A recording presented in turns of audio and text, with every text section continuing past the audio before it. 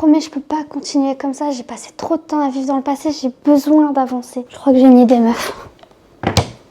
Cher moi de 2023 et cher moi de 2024. Initialement, je devais commencer cette lettre en vous insultant, mais on m'a crié dessus pour pas que je le fasse. Alors je vais le faire de façon encore plus artiste torturée que je l'avais prévu. J'ai du mal à vous comprendre. En fait, je crois que j'en ai pas vraiment envie. Alors on va y aller étape par étape. 2023. 2023.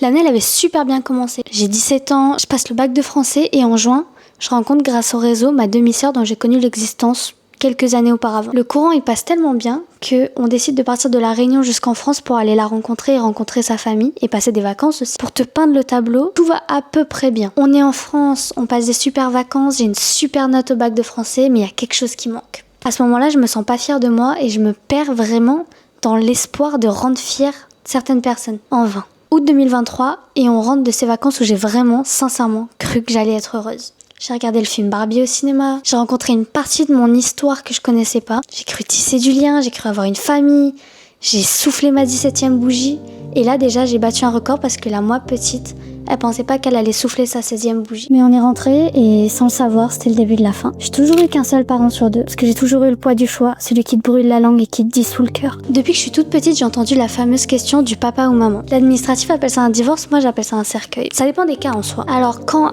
en août 2023, on est rentré, que je suis revenue à la réalité, que j'ai réalisé que je vivais dans une illusion et que le seul parent qui me restait me détestait autant qu'elle se détestait, j'ai sombré. Août 2023, et on se dispute tout le temps. Des disputes où j'ai le droit qu'au silence pendant une bonne semaine, où je porte la culpabilité de mon état. Les mois passent et on est en décembre 2023. Le mois où ma demi-sœur rentre à La Réunion. Le mois où je ressens le besoin de lui raconter mes traumas. Pas pour qu'elle ait de la peine, mais pour qu'elle comprenne qui je suis. Mais les choses se sont pas bien passées et ça a mené à une confrontation. J'ai cligné des yeux et après une dispute où j'ai cru que j'allais pas en ressortir vivante, j'ai pris pour la dernière fois, et sans le savoir, mes clés de maison et je suis allée au lycée. On est le 19 décembre 2023, il est 11h06. Je suis dans un stade où tout le monde s'amuse, dont mes meilleurs amis, et mon monde s'arrête. Je reçois un message, je me fais mettre dehors à 17 ans, sans famille. J'ai la pire crise d'angoisse de toute ma vie. Mes mains tremblent, je m'effondre par terre, j'ai envie de vomir. Et ce qui a suivi a été dans le top 3 des pires moments de ma vie. J'ai été tous les jours pendant une semaine à la police à répéter la même chose en boucle. Et je pense sincèrement qu'il y a une partie de moi qui est morte à ce moment-là. On est le 23 décembre 2023, il est 8h et on refuse ma première plainte. Parce que c'est légal de mettre un enfant dehors apparemment. Dans un foyer abusif, des motifs de plainte, on en a à la carte. Alors quand à 13h je ressors, en ayant été écoutée et en sachant que j'aurais pas de nouvelles, mon corps est lourd, je me sens vide, sans savoir que 4 heures après, j'allais retourner dans un hôtel de police en pleurs parce que je me serais faite menacer. Mais quand je te dis en pleurs, c'est qu'on est arrivé à 3 mineurs. Je suis rentrée dans l'hôtel de police, je lui ai expliqué ma situation. J'ai cru que j'allais vomir tellement je pleurais. Et on se rappelle qu'on est le 23 décembre 2023.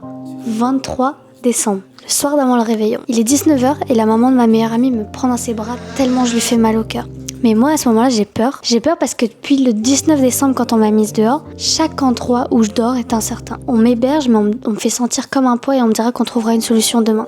Alors les fêtes passent, et sans le savoir, ce sera les dernières où j'essaierai d'aimer cette période. On est le 1er janvier 2024 et je suis entourée de mes meilleurs amis. Je suis sincèrement heureuse de commencer l'année avec eux. L'amitié au lycée, c'est hyper intense. Et à ce moment-là, je me promets de plus jamais revivre une année comme celle que je venais de vivre. Mais j'étais pas prête pour 2024. Mais en fait, à ce moment-là, je suis encore naïve. Je me dis que j'ai passé le pire. Je commence à me dire que ça y est, je vais tourner la page, que je suis plus forte que ça, que I'm a survivor. Mais quand je me réveille le 10 janvier 2024 et que je vois que ma ligne de téléphone est coupée, je reçois un appel pour me dire que je vais être placée en famille d'accueil. Le peu d'énergie qui me reste me permet de m'effondrer encore un petit peu plus. Les 7 prochains mois ont été un enfer pour moi, parce que je me suis enfoncée dans la dépression, parce que j'ai été diagnostiquée d'un syndrome anxieux-dépressif, que les idées noires ont pris trop de place, que mon corps lâchait, qu'avec ça je devais réviser le bac et penser à mon avenir, avec une tête qui ne voit aucune autre solution que de partir et de tout abandonner. Mais le 17 février 2024, aux alentours de 13h, je dirais, juste avant que je parte d'un salon où je me promenais, soi-disant pour trouver ce que je voulais faire plus tard, alors que j'avais déjà plus la force de vivre, je croise la route d'une école qui m'intrigue. Il y a juste une femme sur le stand et une grande affiche derrière elle. Elle a un grand sourire et quand elle me demande si je veux m'inscrire pour en savoir plus, je réponds que non, que je verrai plus tard. Ce qui est très drôle comme souvenir quand on connaît l'avenir. Je repars un peu moins triste à ce moment-là parce que je sens de l'espoir. J'ai beau lui avoir dit que je voulais pas m'inscrire, mais on est début mars 2024. Je suis en cours de spécialité littérature anglaise et je prends rendez-vous pour en savoir plus. Alors quand le 23 mars 2024, à 8h précisément, je rentre dans Créalise, j'ai ce sentiment que j'ai toujours cherché, c'est de savoir que je suis au bon endroit, ou en tout cas que j'ai quelque chose à construire ici. Je ferme la porte de la salle, celle où j'aurai cours dans quelques mois, celle où je les rencontrerai, où il se passera tant de choses, parce que oui, j'ai été prise. J'ai même démissionné de Parcoursup en abandonnant tous mes vœux en écoutant du Hamza. Mais en juin 2024, le bac approche et mon état s'empire. Je fais de plus en plus de crises d'angoisse, je me réveille et vraiment j'ai l'impression qu'on tient mon cœur comme ça et qu'on appuie fort et qu'il va exploser. Vraiment c'est une sensation trop bizarre, ça me coupait le souffle, ça me donne envie de vomir. Et j'ai essayé de partir de la famille d'accueil, mais à la fin du contrat en fait j'avais aucune solution. Alors j'ai commencé à me préparer psychologiquement à devoir dormir dans la rue et aux risques qui vont avec. Je te raconterai bien comment ça s'est arrangé, mais j'ai un blackout et je me souviens pas de grand chose. Toutes les bonnes choses ont une fin, et quand je retrouve mes habitudes, je rechute, mais encore plus violemment. On est toujours en août 2024, et j'ai depuis que je suis petite des idées noires. Cette fois-ci, elles sont encore plus fortes. Et encore une fois, blackout, je me souviens de rien. Sans que je m'en rende compte, on est le 27 septembre 2024, et quand je rentre après cette journée, je pleure. Parce que j'ai ce sentiment vraiment que je suis là où je dois être. Et je viens de faire ma première entrée à Créalise. On m'a beaucoup demandé pourquoi je parlais autant de Créalise. Je réponds toujours que c'est parce que ça m'amuse, mais en fait, Créalise, pendant un instant, c'est tout ce que j'avais. Et je me réfugiais là-bas. Puis les fêtes arrivent et je pleure tout le mois. Parce que ça fait 1 an. Ça fait 1 an que j'ai été mise dehors, ça fait 1 an que j'ai porté plainte, ça fait 1 an que je les croise de temps en temps, mais jamais par hasard. Et le corps, il stocke les traumas, d'ailleurs. Donc forcément, ça fait 1 an, le corps stocke les traumas.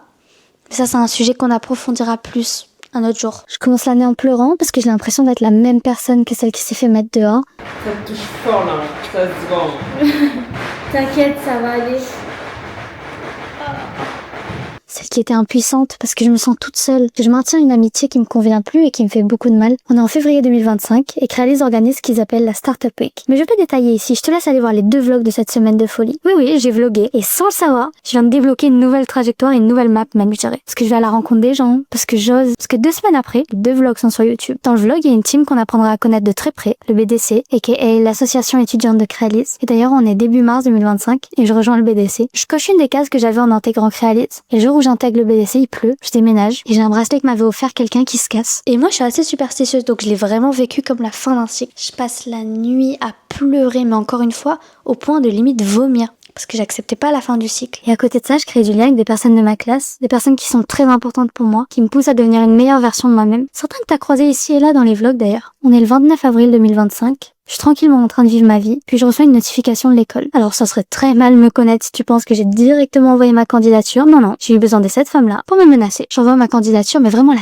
dernière seconde avant la deadline. On est maintenant le 8 juin 2025 et je regarde ma valise sur le sol de ma chambre, ma caméra est chargée. Je devrais être reposée mais je suis trop stressée. J'ai peur de pas avoir le niveau, j'ai peur de décevoir et de louper mes vlogs. C'est-à-dire la seule raison pour laquelle je vais à Vivatech. Comme pour la Startup Week, je veux pas développer Vivatech parce qu'il y a déjà aussi 2 vlogs et d'ailleurs j'ai encore beaucoup trop de rush que je dois traiter. Par contre j'ai vraiment ressenti un avant et un après Vivatech. C'est la meilleure expérience de toute ma vie. Elle m'a ouvert tellement de portes que ce soit dans le monde professionnel mais surtout elle m'a aidé dans ma relation avec moi-même. Je suis quand même passé 2 secondes sur Antenne Réunion. Un message porté haut par la région Réunion qui soutient activement nos startups sur place. Et j'ai eu 2 articles dans des magazines. Bon, le retour a été très difficile, mais ça c'est une discussion qui prendrait trop de temps. Cher 2025, merci d'avoir été plus douce avec moi que les autres années. Merci pour cette nuit de juillet où mes amis m'ont organisé un anniversaire surprise. Vu mes anniversaires ces dernières années, je crois que j'en avais bien besoin de cette soirée. Merci pour les opportunités, merci pour les rencontres, même celles qui étaient éphémères. Merci pour les pertes, parce qu'elles étaient nécessaires. Merci de m'avoir donné le courage de me faire tatouer 2 fois. Et c'était pas si horrible, je suis vraiment une drama queen. Merci pour ma première tournée, celle de Dadju et Taki. Merci pour les autres concerts. J'ai quand même vu Kalash, ça c'est fou. Merci pour ce mois de décembre, parce que normalement il me détruit. Tout le reste de l'année a pas forcément été facile, parce que je porte toujours les mêmes blessures,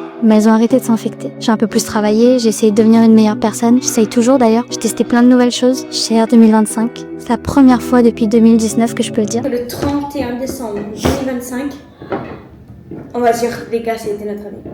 J'ai pas passé une si mauvaise année. Je crois bien que j'arrive à l'étape cruciale dans la guérison où je commence à juste avoir envie de fermer le livre et de plus tourner la page, de plus effacer les mots qui sont écrits pour avoir un peu plus de place, mais de poser le livre dans la bibliothèque et de changer de pièce. J'ai plus envie de vivre dans le passé, j'ai plus envie de penser à eux. Alors cher 2026, je crois que j'ai quelques mots pour toi. Je savais que j'allais pas finir avocat